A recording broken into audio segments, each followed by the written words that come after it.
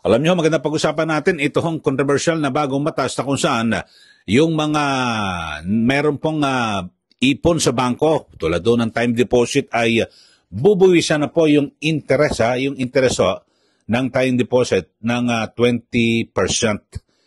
Tumbukin kagad natin, sino ho ba ang tatamaan ito? Nako, base ho sa ating mga pagsaliksik at nakuha ng mga interview, ay ang middle class. Alam niyo, talagang pigang-piga na ho itong middle class na kung saan, di ba, yung may mga trabaho, mga kababayan, sila po ay nagbabayad ng buwis. Talagang walang kawala ho sa pagbayad ng buwis. Bakit ho? Ano ba, empleyado ka? Pag nakuha mong sweldo mo, kaltas na po ang buwis. So, walang kawala. Ito ho ang talagang pangunahing tatamaan. Dito ho sa batas na Capital Markets Efficiency Promotion Act o CMEPA.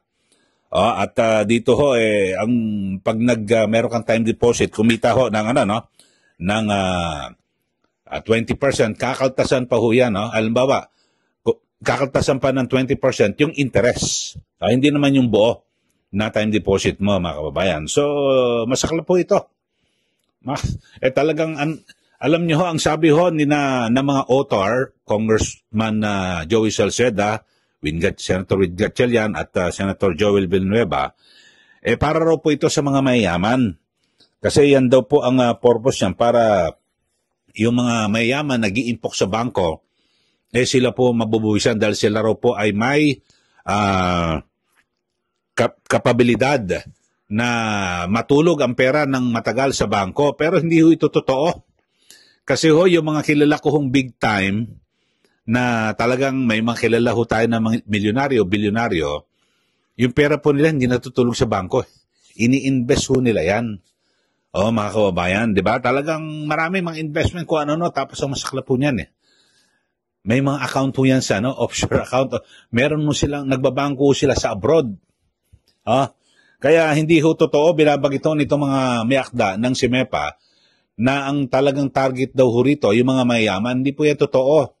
Ito, patutunayan ho natin na may binabanggit po ito hong si Professor Emmanuel Leyco. Ito po ay talagang magaling po na ekonomista at bibigyan ko lang ho kayo ng kanyang background. Ito pong si Professor Emmanuel Leyco. Ito po ay dating presidente ng pamantasan ng lungsod ng Maynila, mga kababayan. So, yun po. At siguro maganda ay pag-usapan natin. Siya po ay, nag-aral po ito sa Harvard University. Master of Public Administration, Public Finance, Economics. Talaga magaling po ito sa ekonomiya. Ganun din po sa Columbia University sa New York City. Master of Arts, Industrial and Organizational Psychology. At dito po sa Pilipinas, De La Salle University, Bachelor of Arts. So, ito hong si Professor Emmanuel Leyco. Binabanggit ko lang yung kanyang background para sabihin, sino ba yan? Ano nagsasabi? Kasi meron pong binabanggit, ito pong si Professor Leyco, na talagang ang pangunahing tatamaan, middle class, yung pangkaraniwang magagawa.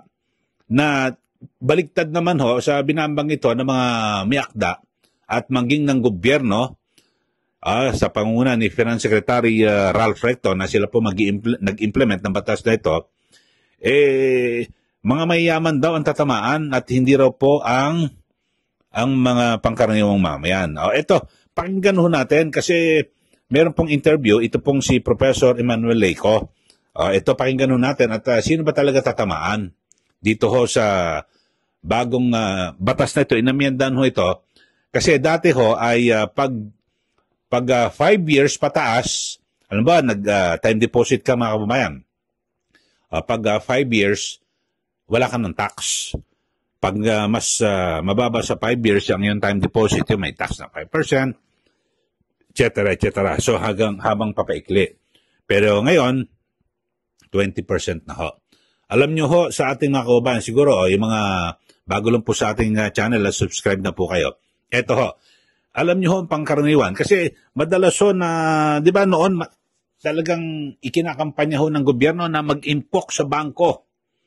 Kaya yung mga pangkaraniwang mamaya na hindi ho talaga takot ho na magnegosyo, iba naman, OFW, o pangkaraniwang empleyado na ngayon talaga nagpipilit na mag-impok, halimbawa, may time deposit sila ng mga 100,000 pesos, okay, kita ho yan.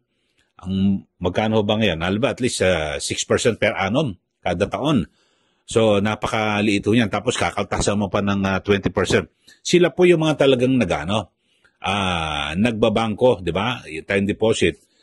Pero maliitan lang ho yan. 100,000, siguro malaki na ho mga 5 million, di ba? Pangkaraniwang empleyado. So, yun po, kasi yung mga big time, wala po sa pera yan sa bangko. Lahat to, nakalabas ho yan. At yung iba naman, nasa abroad. Yun ho, mga kababayan. So, ito hong si MEPA na ito, paliliwanag ho lang natin, lalo na sa ating mga taga-subaybay na bagamat iba, yung mga pangkaraniwang mamayan, siguro, lagi kayo nag-iisip, ibangko nyo nilang ho, yung pera. Pero ngayon, bubuwisan na. Ito, pakinggan ho natin ng paliwanag ni Professor Emmanuel Leyco. Isa pong ekonomista, binanggit ko ho ito, hindi ho ito pipitsuging ekonomista. Graduate po ito sa Columbia University sa New York at Harvard. At dito sa Pilipinas, De La Salle. Pakinggan ho natin. Itong binabanggit ni Professor Leyco. Value ng kanilang mga deposito. Pero ngayon po, gagawin nila 20% sa lahat. So, dati, ang meron lang na 20% ay yung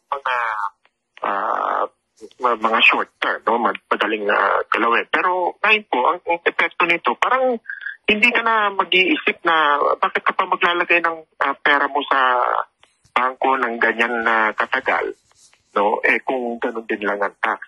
Pero sino po ba ang tatamaan nito? Yun po ang mahalagang usapin dito.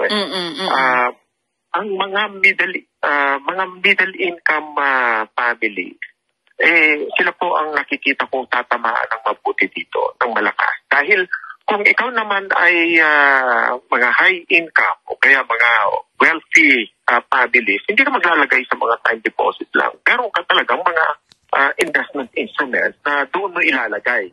Kaya ang tatamaan lang nito, yung may mga kaunting naiipon na hindi nila ginagalaw, meron silang kaunting buffer na hindi nila kailangan ang kanilang pera ng mahigit sa 5 taon. Pero ngayon, wala na pong ganong klaseng window. So, ang parang nagiging issue dito, bakit naman kami mga middle class naman ang inyong gustong tamaan, ang gusto ninyong galawin? Bakit kaya hindi katulad na lang halimbawa sa estate tax? Sabi nila, simplified na tax rate. 6% yata ang para sa lahat. Sabi nila, kung gusto nyo maging simple ang ating tax rate, gawin nyo na lang na 6% sa lahat. Para hindi na po yung 20% middle income lang sila. Bakit naman napakalakas ng kanilang tax rate? So, parang ang usapin dito ay bakit ang tatamaan ninyo ay yung mga middle income. Bakit hindi yung malalaki ang mga kinikita? At saka lang sabi nila, ang pagbubuwis ay isang paraan para po maitalat ang kayamanan ng buong bayan. Pero kung ganito ang gagawin natin, na ang pupuntiryahin natin ay ang mga middle income, talaga po marami tayong maririnig na mga pagpalag ng ating pong mga middle income. At ang isa pa po, okay, so yun ho mga kababayan, ang binabanggit po ni Professor Leyco, yung middle class, yung mga may trabaho po. Di ba? Yan po ang madalas na talagang punteriya ho ng ating gobyerno. Ngayon, may bagong paghihirap sa kanila. Kasi halimbawa, may mga kababayan tayo na nag-ipon, halimbawa, nakakuha ng bonus pag Disyembre. Ang ginagawa ng mga yan, para nag-iipon sila, halimbawa, may mga anak sila maliit, ita-time deposit na nila unti-unti. Siguro malaki na yung mga 50,000, 100,000 para pag nagkolehiyo yung kanilang mga anak. Hindi lang pangkaraniwan, pati halimbawa OFW. Ay, hindi, time deposit natin ito para hindi magalaw yung pera.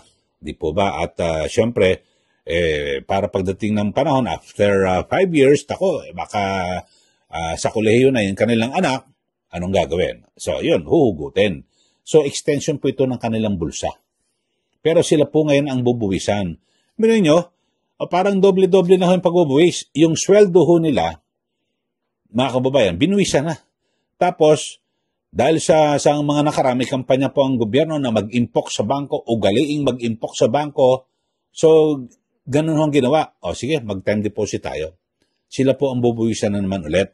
Yung intereso ng kanilang savings, yun po ang bubuwisan ng 20%. So, doble-doble na ho mga kababayan. Grabe ho talaga, no? Tatak Marcos ho ito. Tatak Marcos Jr. Lagi ho nilang nilalansi ang taong bayan na, mga mayayaman, yung mga talagang maraming impok sa bangko ang tatamaan nito. Hindi po eh. Yung mga big time ho, hindi mo tatamaan yan. Bakit to? Nasa abroad pera ng mga yan eh. Iba nasa iba't ibang mga investment. Talagang ganun ho eh. Yung mga kababayan natin, takot to magnegosyo yung iba. O kaya naman, may trabaho eh. Hindi ko maasikaso yan, no? Alam ba, sa stock market ko naman, hindi. Takot ho lumaro sa mga ganyan. Pero yung mga big time, nandun po yung pera nila. Ito, pakinggan pa ho natin iba pang paliwanag ni Professor Leyco. Dito nakapokus po talaga doon sa mga middle income savers na nag-i-import para po sa kanilang mga mid-term requirements. Kasi po, pagka mayaman ka, milyon-milyon ang iyong puhunan o milyon-milyon ang iyong wealth. Hindi po sa savings ilalagay yan. Nakalagay po yan sa mga instruments at hindi po yan tatamaan. Meron na po silang nakasama na yan sa kanilang mga tax shelter, kasama na yan sa kanilang mga tax projections. Kasama na po yan. Pero, ang tatamaan po talaga dito, yung mga maliliit na nag-i-import, mga middle income, yung mga... Okay, so yun po ang pahayag ni Professor Emmanuel Leyco. Mga kababayan, sang-ayon ako sa kanyang pananaw. Kasi yung iba talagang sinasabi, mayayaman daw ho. Alam niyo ho, kapag meron kang impok, meron kang savings sa bangko, halimbawa 100,000, hindi po ibig sabihin mayaman ka na. Naghahanda ka lang, di ba, na halimbawa meron kang anak na maliit na after 5 years, siguro, 5 years ko muna ita-time deposit yan. Bago magkolehiyo yung ating anak, yun ho, di ba, inihanda yan, so may paggagamitan. Hindi dahil sa pinatulog yung pera, ay dahil sa sobra-sobra yung pera, hindi po. Alam niyo ho, yung mga pangkaraniwang talagang naghahapit po sila, nagtitipid, kung ano-ano ginagawa para makapag-impok sa bangko, tapos ganito ang gagawin ng gobyerno. Di po ba?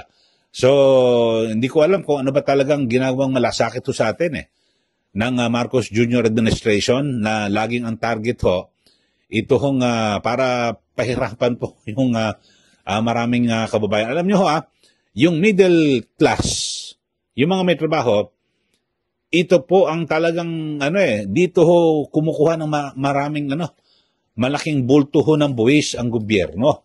Ang dami ho niya, yung mga manggagawa, 'di ba? Tapos swak na swak, wala kang kawala.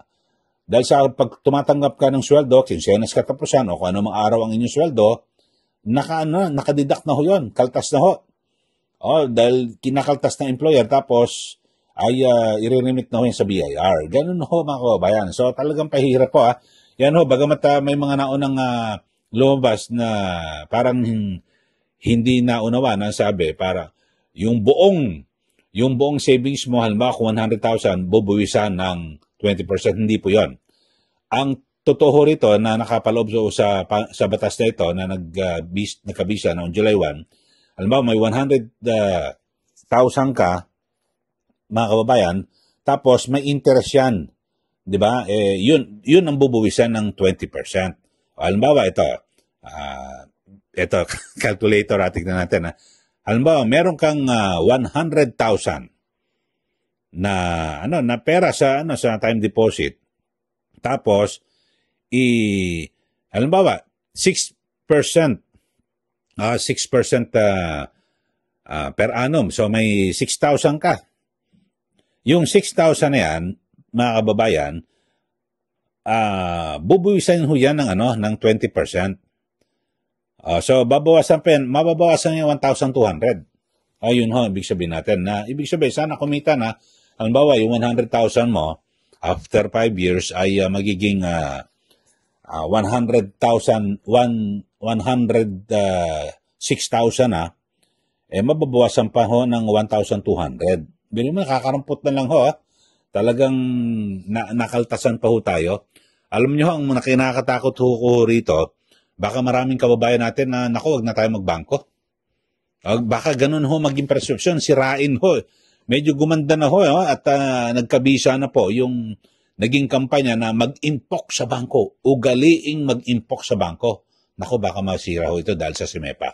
Yung mga author ho niyan, pangunahing may akda, ay ito pong si Congressman Joey Salceda, Senator Joel Villanueva at Senator Win Gatchalian. Bahala na ho kayo sa kanila.